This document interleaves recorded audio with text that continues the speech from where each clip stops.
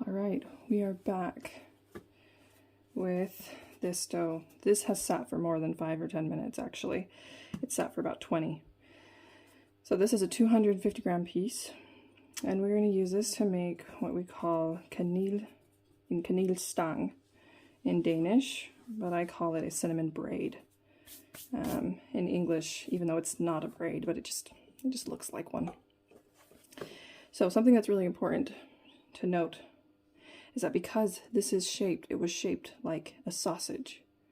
That means that it's going to roll easier going this direction than it is going to go this direction. And that's always something that's good to know whenever you're making something with bread, whenever you're making any sort of dessert. So if I wanted it to be a square, I should have shaped it like a roll or in a square where it's uniform, it's all uniform. But I want this to be a rectangle. So I'm going to start off with the width, because as mentioned, the length is going to come a lot faster than the width.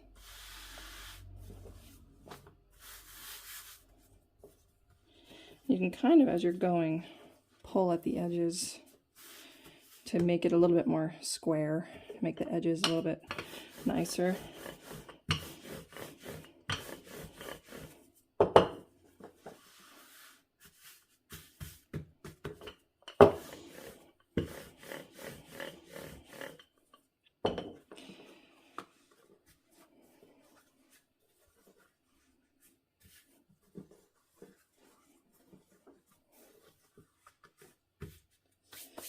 Now, in order for this to fit the size of my baking sheet,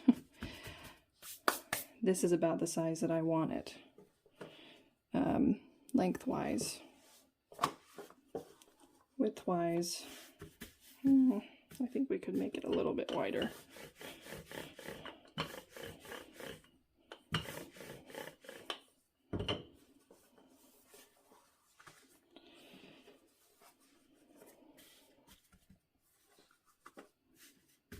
With that being said, you shape it how you need to, whatever suits you best. So for me, that is about 36 centimeters, which is 14 inches by, that sways a little bit, but I'd say about 25 centimeters, which is about 9.5 to 10 inches.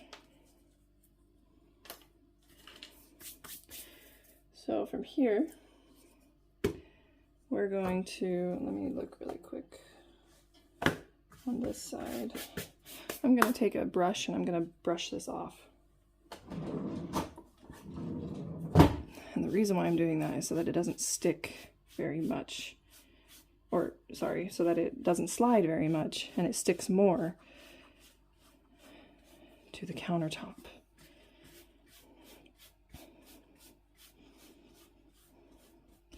And that's because it's easier to spread out anything on top of dough when it's ever so slightly sticky to the surface.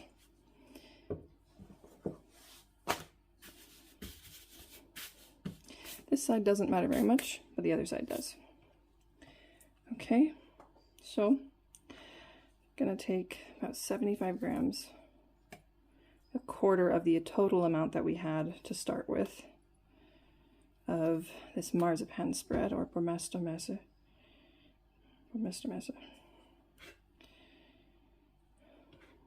Yeah, that's about right. You see how it's sliding a little bit. Put a little bit too much flour on the surface, but that's okay. We can work with that.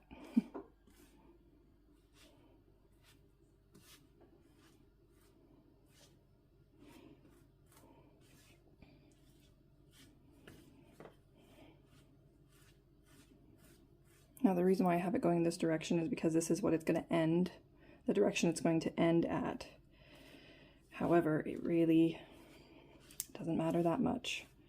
You could have it facing the other way.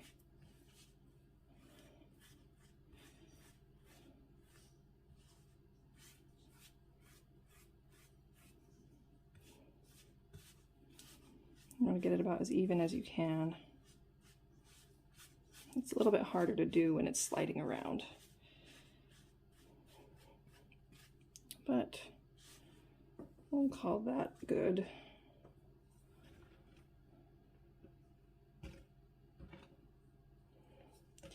And then we'll add some custard. Now you can eyeball this one as well.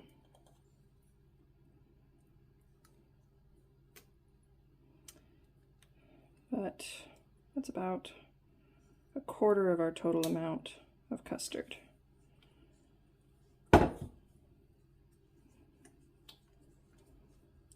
If you want more, you can add more. If you want less, you can add less. You can totally customize this pastry to your preference.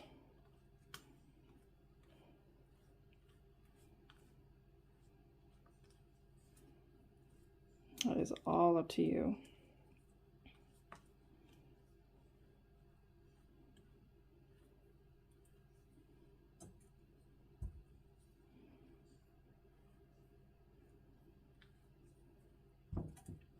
And I just scraped some away because that's my personal preference. And now I'm going to add some cinnamon onto it.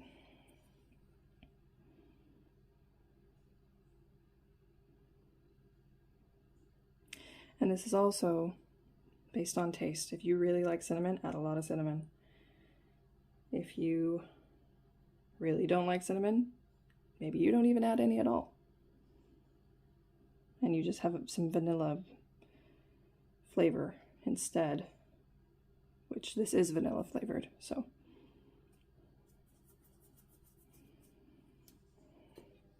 All right, so now we're gonna roll it, and we're gonna roll it this direction.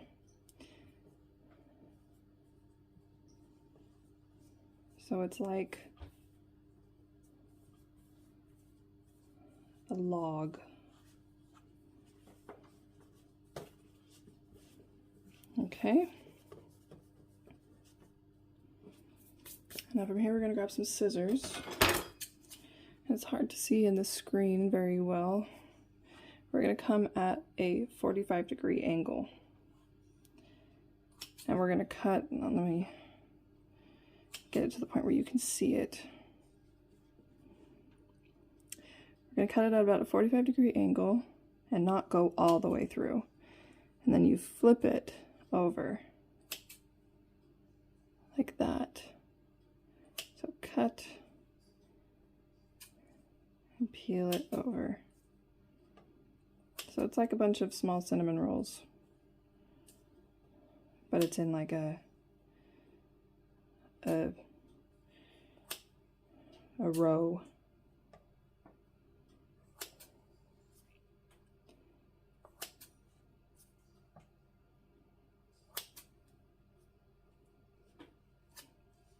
And so there's this shape. It's going to proof and it's going to get a lot bigger, but this is the shape that you want. It's easier to put this on your pan first. I did not do that for the sake of this video.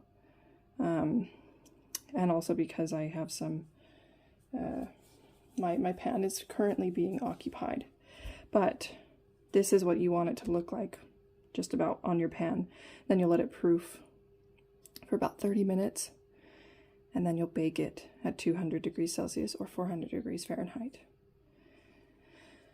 And that is, yeah, that's about it. I'll bring back the video to show you what it looks like when it's proofed, because then we're going to baste it with some egg wash, and then we'll bake it. So here are the Danish cinnamon braids, or Kanelstang. We're just going to baste them. They've proofed in a warm place for about 30 minutes. My oven is preheated to 400 degrees Fahrenheit or 200 degrees Celsius.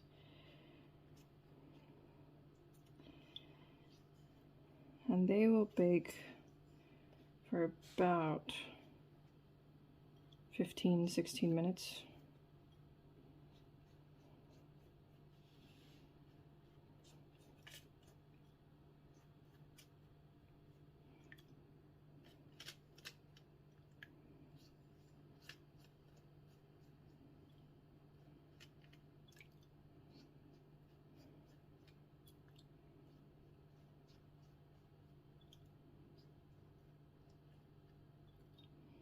Now they have proofed, so something that is just good to keep in mind is to be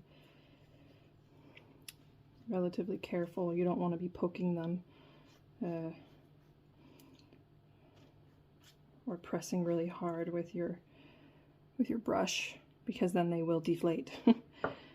But yeah, that is, as you can see the difference in how these look. So this one I cut and I shaped it on the pan. And obviously that looks quite a bit more uniform. This one, that was the one that I showed on the tabletop, and then I had to move it over here, and it's not quite as pretty. But yeah, I'll bake these for about 15 minutes, and then we'll come back to it, and I'll show you what they look like when they're done. Alright, so they've been in the oven for about 15 minutes, and this is what they look like. Now from here, you can mix some glaze and dress them, make them look all pretty, or you can just eat them as they are. They're pretty sweet the way they are. They don't necessarily need any glaze in my opinion, and in my husband's opinion. But yeah, this is what is it called? Danish cinnamon braid.